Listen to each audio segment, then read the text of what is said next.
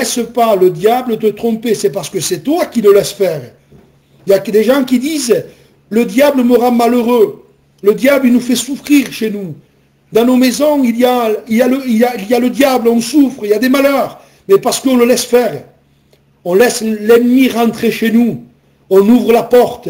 Vous savez, si vous ouvrez la porte, si vous laissez votre porte de chez vous ouverte, il y a beaucoup de choses qui vont rentrer. Si vous laissez les portes ouvertes la nuit, il peut rentrer des rats, il peut rentrer des chiens. Et si vous allez en Afrique alors, il peut rentrer même un lion. Vous comprenez? Mais c'est normal parce que la porte est ouverte.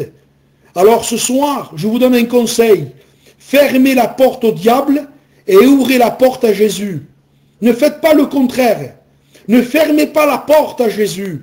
Ne fermez pas la porte à l'amour. Ne fermez pas la porte au pardon. Ne fermez pas la porte au pardon de vos péchés. Ne fermez pas la porte à l'amour de Dieu manifesté dans le Christ Jésus. Je vous en supplie ce soir. Jésus dira dans un texte, je me tiens à la porte et je frappe. Si quelqu'un entend ma voix et ouvre la porte, j'entrerai chez lui. Je souperai avec lui et lui il soupera avec moi. C'est-à-dire, nous aurons une communion ensemble. Nous aurons une communion d'amour, de joie, de paix. Mais je t'en supplie ce soir, ne laisse pas le diable te tromper. Jusqu'à aujourd'hui, tu l'as laissé te tromper. Le diable t'a chiné, il t'a menti. Il t'a fait croire que tu étais un homme très important. Il t'a fait croire que tu étais intelligent. Il t'a fait croire que tu marquais bien. Il t'a fait croire que tu savais même gérer l'alcool et la drogue. Que tu étais un homme, on appelle ça en catalan, un homme formal. Et le diable t'a trompé. Il t'a vendu un paquet, excuse-moi, le plus grand chineur, c'est le diable. Il trompe tous les hommes. Il s'appelle le trompeur dans la Bible. Le séducteur, il trompe les hommes. Il trompe tous les hommes. Il n'y a personne qui peut gagner contre lui. Il a battu tous les hommes. Il les a tous battus. Depuis Adam jusqu'à aujourd'hui. Il n'y a pas un homme qui peut gagner le diable. Il est le séducteur. Il séduit tous les hommes. Absolument tous. Les intelligents, les savants, les ignorants, tous. Il n'y a pas un homme qui échappe. Pas un. Le seul qui n'a pas pu vaincre, le seul qui n'a pas pu tromper, c'est Jésus. C'est le seul. Il les a trompés à tous. Il m'a trompé. Il t'a trompé. Mais à Jésus, il n'a pas pu le tromper. Jésus a été vainqueur. Et je voudrais te parler de lui ce soir. Je voudrais te parler de Jésus. Je voudrais te parler de celui qui a les paroles de la vie. Je voudrais te parler de celui qui t'aime. Il t'aime, mais il t'aime d'un amour extraordinaire. Il n'y a personne sur la terre qui t'aime comme Jésus. Tu es sa brebis, tu es une brebis errante, une brebis sans berger. Tu es cette brebis, peut-être, qui est dans la nature. Tu es entouré, infesté de loups. Les loups vont te dévorer. Les loups vont te dévorer. Mais Jésus est le bon berger. Et Jésus disait, je donne ma vie pour mes brebis. Ce soir, il y a tout pour vous convertir.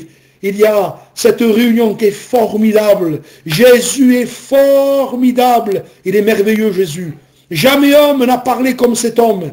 Un jour, des hommes ont été envoyés par des hommes importants pour arrêter Jésus. Ils ont dit, vous allez l'arrêter. Hein. Il n'arrête pas de prêcher l'évangile de son Père. Il n'arrête pas, il fait des miracles, il guérit tout le monde. Il sauve tout le monde. Et les gens religieux qui étaient méchants, qui étaient jaloux de lui. Alors on t'envoyait des huissiers. On t'envoyait des huissiers. Et ces huissiers sont partis pour arrêter Jésus. Et quand ils sont arrivés, Jésus était en train de faire une réunion. Alors ils se sont dit entre eux, écoute, on va laisser Jésus terminer la réunion, et après on l'arrête. Hein, et on l'amène pour le mettre en prison, ou pour l'enfermer. Puis ces huissiers se sont assis, ils ont écouté la voix de Jésus. Ils ont écouté le message de Jésus. Et quand Jésus a terminé de prêcher, les huissiers se sont regardés dans les yeux. Ils ont dit, on ne peut pas l'arrêter à lui. Ils sont repartis. Quand ils sont arrivés, qu'ils étaient envoyés par leur chef. Les chefs ont dit, mais vous n'avez pas ramené? Vous n'avez pas amené Jésus? Vous ne l'avez pas arrêté? Et les huissiers ont répondu à leur chef, on n'a pas pu l'arrêter. Mais pourquoi? Et les huissiers ont dit, jamais homme n'a parlé comme cet homme. Jamais homme n'a parlé comme cet homme. Il n'y a pas un homme qui parle comme Jésus. Ses paroles sont du miel. Ces paroles sont douces. Ces paroles sont pleines d'amour. Ces paroles sont pleines de charme. Un jour, une femme nommée la Sunamite, elle était en train de chercher son bien-aimé. Elle le cherchait partout. Elle le cherchait pendant la nuit. Elle avait perdu son bien-aimé. Et quand elle l'a trouvé, toutes les jeunes filles qui étaient avec elle, qui la connaissaient, disent, mais pourquoi tu nous conjures ainsi de chercher avec toi ton bien-aimé? Et la Sunamite a dit, mon bien-aimé est blanc et vermeil. C'est-à-dire, il est splendide, il est merveilleux. Ne me proposez pas rien, ne me proposez pas de l'argent, un yacht, ce que vous voulez, les richesses du monde, je vous les laisse pour vous, je veux Jésus. Nous voulons Jésus, nous voulons voir Jésus. Il m'a béni, il a béni ma vie, il a béni mon foyer, il a béni mes enfants. Amen. Il m'a donné le bonheur, le bonheur. Je suis heureux en Christ et il veut te donner le bonheur. Il veut te libérer des ténèbres. Il veut te libérer des cachets, de la drogue, de l'alcool, de la dépression.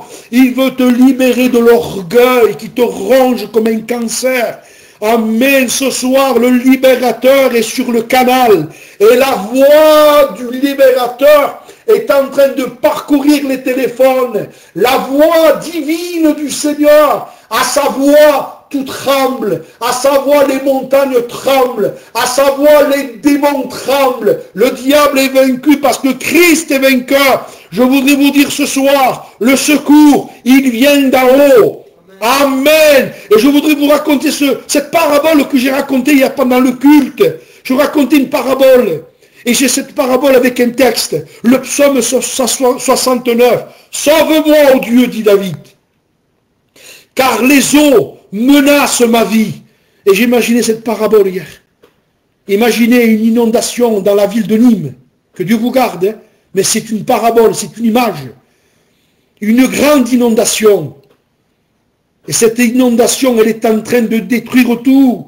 Elle emporte les voitures. Elle emporte les maisons. Elle est en train de détruire absolument tout. Le tsunami du diable qui détruit les hommes. Le tsunami satanique qui détruit les maisons.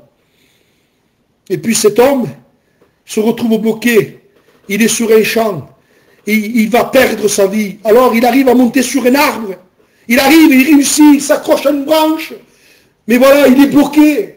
Il ne peut pas s'en sortir. L'inondation est en train de déferler. Il n'y a pas de secours. S'il descend pour essayer de nager, il est emporté. On ne peut pas s'en sortir contre le péché. Le péché nous emporte à tous. C'est trop péchant, c'est trop puissant le péché. C'est le tsunami du diable le péché. Il détruit tout. Même si vous êtes un bon nageur, vous ne vous en sortirez pas. Devant le péché, il n'y a pas un nageur qui réussit. Aucun homme ne peut réussir.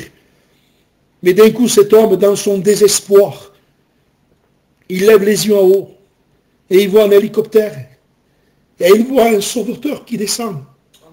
Il est avec son câble, il descend avec assurance, avec repos. Et il dit, monsieur, donnez-moi la main. Je suis là pour vous sauver. Je suis là pour vous remonter avec moi, monsieur. Si vous remontez avec moi, vous ne risquez plus rien. Quelle joie à ce moment-là. Quelle joie à ce moment-là. Il n'y a plus rien qui compte. Ni le compte en banque, ni le travail, ni les marchés. Il n'y a plus rien qui compte. Ni la voiture que vous devez acheter demain. Plus rien compte. Ce qui compte, c'est votre vie que vous devez sauver. Parce que votre vie est précieuse. Et ce qui compte, c'est être sauvé. Être sauvé. Sauvé pour l'éternité. Ne pas aller en enfer. Avec les démons, avec le diable. L'enfer a été créé pour le diable et pour les démons. L'enfer n'a pas été créé pour les hommes. Mais les hommes iront en enfer parce qu'ils refusent le cadeau de Dieu. Les hommes iront en enfer parce qu'ils ne veulent pas de Jésus. Mais Jésus ce soir descend. Non pas par un hélicoptère, mais il descend par l'évangile de Dieu. Il descend avec sa grâce et il te tend la main et il te dit, attrape ma main, saisis ma main. Si tu l'as saisie, je te remonte avec moi. Et écoutez ce que a écrit David. Sauve-moi, ô Dieu, car les eaux menacent ma vie. J'enfonce dans la boue, sans pouvoir me tenir. Je suis tombé dans un gouffre, et les eaux m'inondent. Je m'épuise à crier. Mon gosier se dessèche. Mes yeux se consument. Tandis que je regarde vers mon Dieu. C'est-à-dire, je lève mes yeux vers les montagnes. D'où me viendra le secours? Le secours me vient de l'Éternel. Le secours ce soir que je te propose n'est pas un secours sur la terre, n'est pas un secours humain. Aucun pasteur ne peut te sauver. Aucun chrétien ne peut te sauver. Aucun cantique ne peut te sauver. Aucune église ne peut te sauver. Aucun zélo ne peut te sauver. Le seul qui peut te sauver, il s'appelle Jésus, qui veut dire sauveur. Il faut que tu ouvres la porte de ton cœur. J'ai une expression d'un texte qui me vient. Il est venu chercher et sauver celui qui est bloqué à un arbre. Écoutez ce texte, Luc 19, verset 10. Il est venu chercher et sauver ceux qui étaient perdus. C'est-à-dire qu'il vient sauver et chercher. Il vient chercher et sauver celui qui est bloqué dans cet arbre. Tu es bloqué. Tu diras, mais moi je ne suis pas bloqué à un arbre. Il n'y a pas d'inondation à Nîmes. Il n'y a pas d'inondation à Montpellier. Non, il n'y a pas d'inondation. Mais il y a l'inondation dans ton cœur. Tu es détruit par le péché. Tu es détruit par l'inondation du péché. Et celui qui envoie le péché, c'est le diable. Il détruit ta vie par les cachets. Il détruit ta vie par le péché. Il te détruit. Il explose ton cœur, ton esprit. Tu n'arrives même plus à réagir. Vous avez écouté le témoignage après? Quand ma tante disait, je ne me souvenais plus de rien. Vous savez, le diable, quand on prend des cachets, de l'alcool et de la drogue, et parce qu'il a un but, parce qu'il veut que notre esprit soit comme neutralisé. Parce qu'il sait, le diable, que quand on écoute la parole, et que notre esprit est éveillé, si on comprend la parole, et que l'esprit accepte Jésus, on est sauvé. Alors que fait le diable? Il détruit l'esprit de l'homme. Il le détruit. Par des cachets, par de la drogue, par de l'alcool. Il le détruit. Il le détruit. C'est ce que le diable a voulu faire avec Jésus. Quand il est à la croix, Jésus est en train de mourir. Il agonie. Il est crucifié. Alors il est venu un soldat. Un soldat a voulu lui donner du vin mêlé de fiel. Vous savez ce que c'est? C'est un vin mélangé avec une espèce de médicament pour pouvoir apaiser la douleur. Voyez? Et le diable voulait ruser avec lui. En voulant dire, si tu prends ce vin mêlé de fiel avec une espèce de morphine, si vous voulez mieux, tu auras moins de mal dans ton corps. Oui, mais si Jésus acceptait ça, il aurait eu moins de mal dans son corps. Mais son esprit aurait été comme inoptisé. Et il n'aurait pas pu faire la volonté de Dieu. Alors quand on lui a proposé ce vin mêlé de fiel, de morphine, Jésus le refusa. Pourquoi? Parce que Jésus est libre. Jésus a accepté la douleur sur son corps, sur son esprit. Il est mort pour toi. Pour que toi, tu ne dépendes de rien, que tu ne dépendes que de lui. Ce soir, je t'en supplie. Il est venu chercher et sauver ceux qui étaient perdus. Tu es perdu. Tu es perdu dans ton péché. Tu es perdu. Tu es bloqué dans ton péché. Tu es bloqué comme ce petit enfant qui était bloqué dans un immeuble en feu. Cet enfant était bloqué. Tout le monde s'était enfui. On l'avait oublié. Les pompiers ne pouvaient plus monter dans les escaliers. C'était fini pour lui. Et les pompiers lui disaient par la fenêtre, saute mon fils, mon enfant saute. Et l'enfant n'arrivait pas à sauter, bloqué par la peur, bloqué en se disant, mais comment je vais faire? Tu crois, il était bloqué par toutes sortes de raisons et de logiques. Et puis dans la foule, il a entendu une voix qui lui a dit, saute. Et l'enfant s'est jeté. Les pompiers ont dit en bas, mais monsieur, pourquoi? Il n'a pas voulu se jeter quand nous, on lui a dit. Et vous avez dit, saute, il a sauté. Et cet homme a dit, monsieur, je suis son père.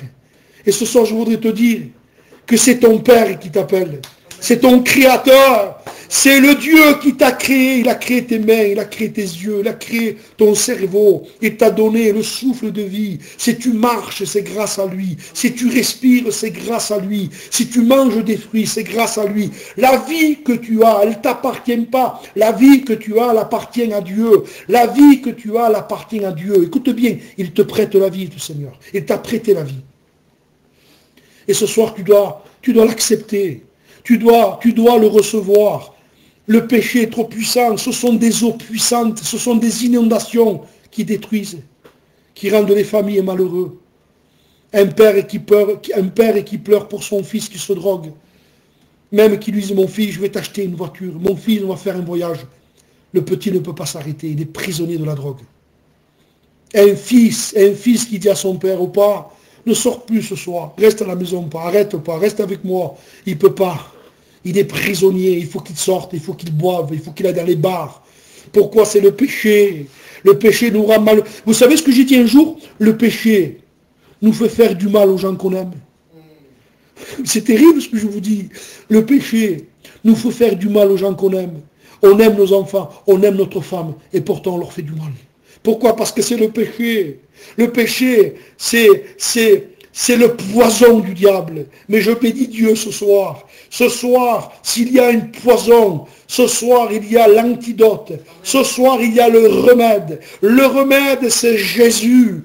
Le nom de Jésus, il est écrit dans la Bible. Il n'a pas été donné un autre nom que le nom de Jésus. Ce nom qui sauve.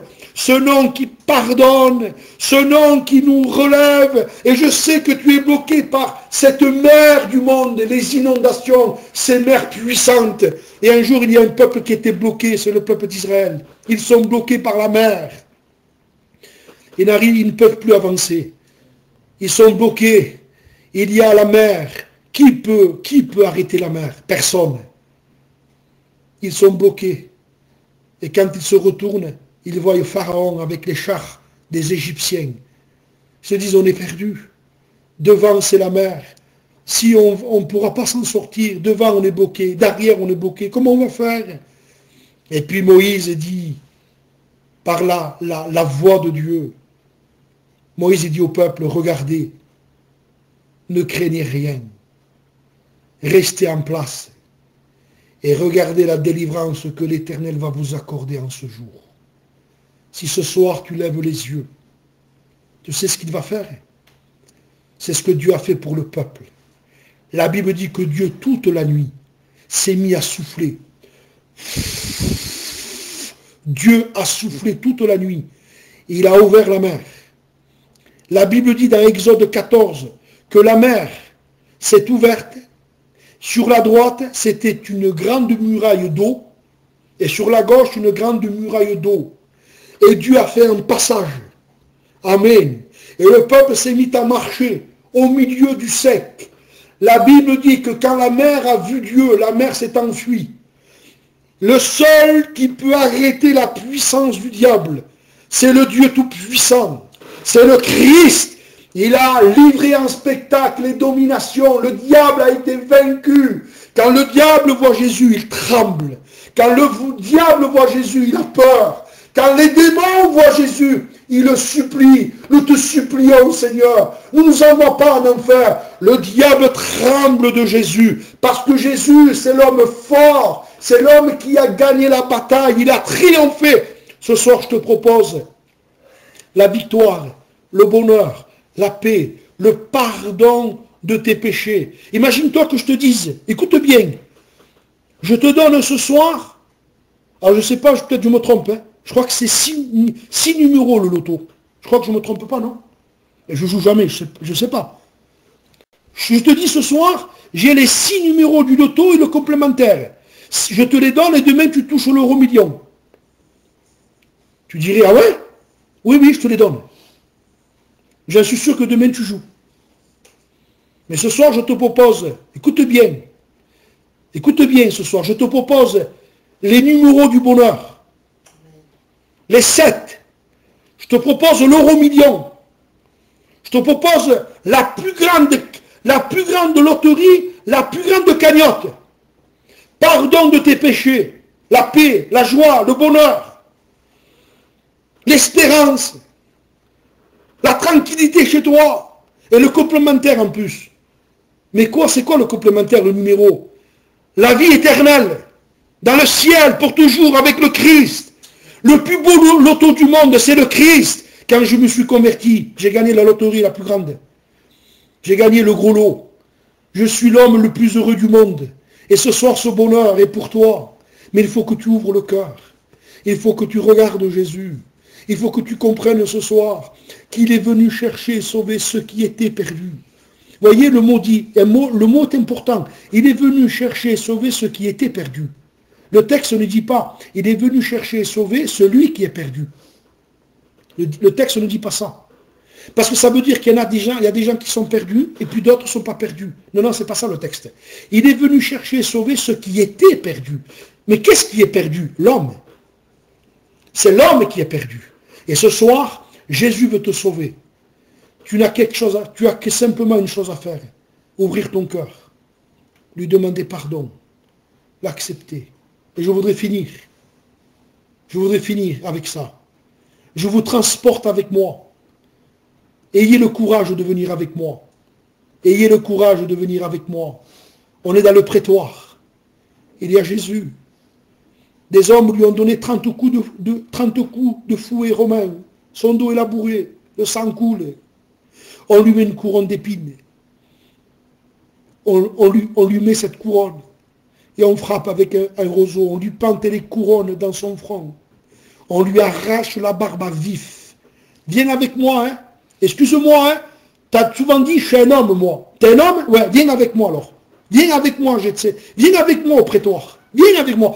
T'es un homme, t'es une femme? Ouais, viens avec moi. Ah non, moi, je viens pas.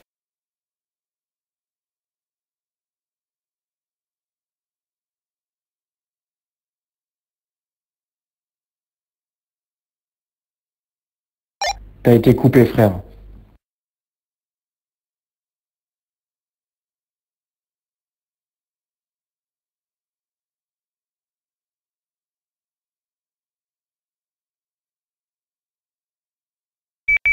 Il fait 400 mètres. Il prend la croix. Il porte la croix. Il la porte. Il est là, il est épuisé. Il est en train de marcher. Et je voudrais vous parler de lui. Écoute, je vais finir la réunion. Parce que lui, c'est toi. Il est de sirène. Il est tranquille. Il a son foyer. Il a ses enfants. Il a un métier. Et il travaille. La Bible dit qu'il revient des champs, il revient de son boulot, lui. Il a sa paye, il vit tranquille, il n'embête personne. C'est un ouvrier, il n'embête personne, il est tranquille. Et quand il revient, il voit des foules, il voit du monde à Jérusalem. Il voit, alors il est intéressé, il est curieux, il est attiré, alors il s'approche. Et d'un coup, un Romain le regarde et le prend par le col peut-être de la tunique et le tire. Et ils lui disent, les Romains portent la croix. Il ne peut pas dire non. S'il dit non, il peut mourir. Alors on lui donne la croix. Il la porte. Et la Bible dit qu'il était derrière Jésus. Et il commence à marcher. Et il ne peut pas faire autrement. Ses yeux sont en train de voir le dos de Jésus. Il voit le sang qui coule. Et il voit un homme qui ne dit pas un mot. Jésus ne maudit personne. Jésus parle avec amour. Ceux qui lui font du mal, il les aime, lui. On lui fait du mal, lui, il les aime. Cet homme est bouleversé. Il est en train de porter la croix. Il voit le dos, il voit le sang coule sur les pavés de Jérusalem. Le sang coule de son corps, le sang coule de sa cuisse, de ses chevilles, sur ses pieds. Il ne comprend pas ce qui arrive. Il entend les gens crier, D'un coup, Jésus est là. Et il entend des femmes qui pleurent et qui se frappent la poitrine. Ils se frappent la poitrine, les femmes pleurent, c'était des pleureuses. Elles se frappent la poitrine, Et Jésus s'arrête. Et Jésus les regarde. Et Jésus leur dit, femmes, ne pleurez pas sur moi. Mais les femmes auraient pu dire, mais pourquoi? Mais sur qui tu veux qu'on pleure? C'est toi qui meurs. C'est toi qu'on est en train de martyriser. C'est toi qu'on va crucifier. Mais pourquoi tu ne veux pas qu'on pleure sur toi? Jésus dit non, femme, ne pleurez pas sur moi. Pleurez sur vous, sur vos enfants. Je voudrais te dire ce soir, ne pleure pas par sentiment, pleure sur ton péché, pleure sur ta désobéissance, pleure sur ton cœur qui a du mal à s'ouvrir à l'amour de Dieu. On l'amène à Golgotha, on le crucifie. Simon de Cyrène est touché, il est bouleversé. La Bible ne nous dit pas s'il s'est converti. Mais moi je dis, la Bible ne dit pas qu'il s'est converti. Mais moi je dis qu'il s'est converti. Comment? Vous lirez dans le livre des Romains, on retrouve son fils. Il est chrétien à l'église de Rome. Comment ça se fait qu'il est chrétien? Il s'appelle Rufus. Parce que son père, j'en suis sûr et certain qu'il est devenu un chrétien. Il a dû raconter, j'ai porté la croix, j'ai vu le sang de Jésus, j'ai vu le dos labouré de mon Seigneur. Et je ne voulais pas de lui. Je voulais que travailler, je voulais que de l'argent. Mais quand j'ai vu mon rendez-vous avec lui, il m'a bouleversé. On l'a crucifié. On lui a mis des clous dans les mains, dans les pieds. Il n'a pas ouvert la bouche. Il était comme un agneau muet. Il n'a pas, au contraire, quand on l'a élevé sur la croix, il a dit, Père, pardonne-leur. Ce soir, il veut te sauver. Il veut te sauver. Il est venu chercher et sauver ceux qui étaient perdus. Ouvre ton cœur ce soir à cet amour qui veut rentrer dans ta vie. L'amour de Dieu. L'amour de Dieu, l'amour de Dieu, elle est formidable. L'amour de Dieu, je l'ai rencontré à 20 ans. Je termine avec ça, écoutez bien. Je parle rarement de ça, mais ce soir, je veux vous le dire. J'ai perdu mon père à 6 ans. Et j'ai souffert. J'ai pleuré énormément. Et à 23 ans, j'ai perdu ma mère. Mais j'étais un chrétien. Et un jour, en pensant à tout ça, le diable voulait me faire du mal. Je sentais comme un manque d'amour. Et puis une voix voulait me détruire. Et puis une voix divine est venue dans mon esprit, m'a parlé, m'a dit, moi, je suis ton papa. Je serai toujours avec toi. Toujours, toujours, toujours. Tu vois ça? Ça, rien que ça, je serai avec toi. C'est la chose la plus belle du monde. Et je mourirai avec Jésus. Je mourirai avec lui. Si je meurs demain, après-demain, dans 30 ans, dans 40 ans, je mourirai avec lui. Je l'aime parce qu'il m'a aimé le premier. Je l'aime parce qu'il m'aime. Il m'a aimé tandis que je vivais dans le péché. Il m'a aimé tandis que je buvais, je me droguais. Il m'a aimé tandis que j'étais un égoïste. Il m'a aimé. Il m'a sauvé. Il a été crucifié pour moi. Alors aujourd'hui, je l'aime. Je l'aime. Je voudrais te dire ce soir, si tu l'aimes, tu vas être heureux. Parce que quand on aime Jésus, on est heureux. Quand on aime Jésus, on est béni. Quand on aime Jésus, on n'a pas besoin de suivre des choses vaines. On n'a pas besoin de danser pour être heureux. Dans notre cœur, il y a la fête tous les jours. Quand on aime Jésus, on n'a pas besoin de fumer. Quand on aime Jésus, on n'a pas besoin de beaucoup d'argent. Pas du tout. Vous vous trompez. Avec un peu de Jésus, on est beaucoup comblé. Avec un peu de Jésus, on est très, très, très, très heureux. Avec un peu, j'ai un peu, moi, un peu, ça me suffit. Tu diras, moi j'ai beaucoup, garde-le pour toi, je t'en fais cadeau. Moi je veux Jésus, je veux Jésus, je veux Jésus. Tu peux le vouloir ce soir. Tu peux l'accepter. Car Dieu a tant aimé le monde qu'il a donné son Fils unique, afin que quiconque croit ne périsse point, mais qu'il ait la vie éternelle. Ce soir, il vient te chercher et il vient te sauver parce que tu es perdu. Ce soir, accepte celui qui descend. Donne-lui la main. Il va te remonter et il va te mettre dans le lit, il va te mettre dans l'hélicoptère de l'évangile. Et tu vas t'envoler. Et tu vas être un homme heureux, une femme heureuse. Et tu ne dépendras que de Jésus. Que Dieu vous bénisse. Je voudrais prier maintenant. Seigneur, que ta parole, qui est la vie, que cette parole produise la vie dans les cœurs. Sauve les hommes et les femmes perdus sur ce canal. Comme disait ma tante, elle a été baptisée, Elle allait à la réunion, elle écoutait les réunions, mais elle était perdue parce qu'ils ne te connaissaient pas. Même s'il y aurait des gens baptisés, Seigneur. Seigneur, et qui ne te connaissent pas, qui ont été baptisés en pensant être sauvés, mais ils ne t'ont jamais accepté. Ils se sont fait baptiser parce qu'ils ont voulu te remercier. Seigneur, je te prie de te révéler à eux. Sauve les hommes, sauve les familles. Souffle de ton esprit. Donne un cœur nouveau à celui qui veut de toi. Au nom de Jésus. Je voudrais dire à Jessie qu'elle nous chante un cœur à la gloire du Seigneur. Dieu vous bénisse.